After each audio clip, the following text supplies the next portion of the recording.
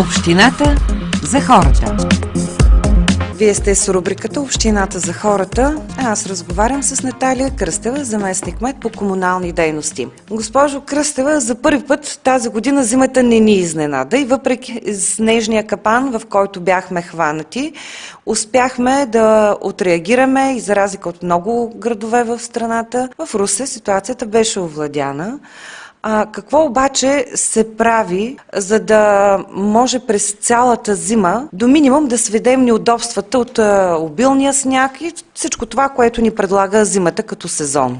Първо здравейте на вас и на вашите слушатели. Ресора, който аз управлявам, своевременно и ежедневно се занимава с почистването от падналите листа, отпушването на шахтите и организация на движение в случай на кризисни ситуации, или по-скоро на снеговалеж, на който бяхме очевидци събота.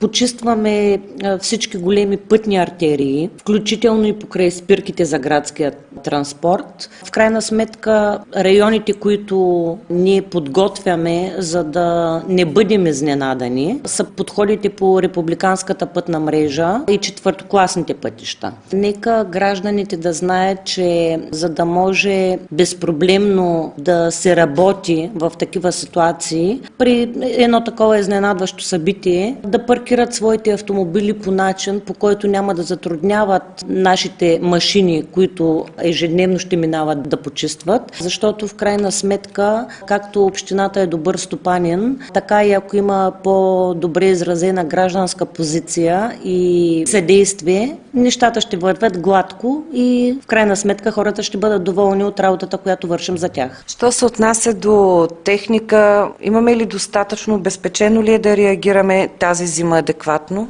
Разполагаме с снегорините, малките боб-катерчета, които на по-малки места ще могат да влизат и да почистват. Някои от малките населени места, както вече знаят, имат собствена техника, с която също могат да подпомагат и да почистват съответния техен район. Искам да сведа до знанието на гражданите, че по улиците на града се хвърля сол, която обаче е обогатена с айсбегон.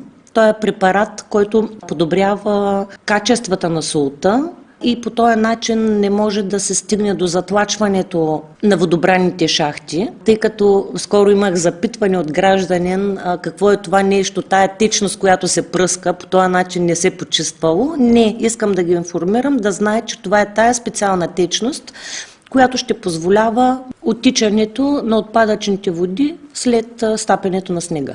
Искам да уверя гражданите, че община Русе е с ясна стратегия по почистването и не само есенното почистване, но и зимното почистване. И в този аспект искам да е ясно на всички, че както ще бъде чистено по големите улици, така това също ще бъде правено и по малките улички на кварталите. Но тук искам да подчертая, че отново покрай, да я наречем снежната обстановка, която имахме в събота, както имаше много предимно доволни граждани, така имаше и такива, които казват, че пред собствената им уличка не е почистено. Тук пак искам да акцентирам, че ако имаме по-голяма гражданска позиция, ако сами помагаме и вървим ръка за ръка, няма да бъдем изправени пред кризисни ситуации и както мога да кажа, екипната работа дава по-добри резултати. На финала искам да заявя, че аз се чувствам оптимист, че каквото и да предстои през зимния сезон, община Русе ще се справи с тази ситуация. Разбира се, срещу природата не може да се върви, но отново заявявам, че сме подготвени с техника, ясен стратегически план имаме изграден, който ще следваме, за да може да осигурим безопасни и нормални условия на съществуване, на транспортиране на гражданството на град Русе.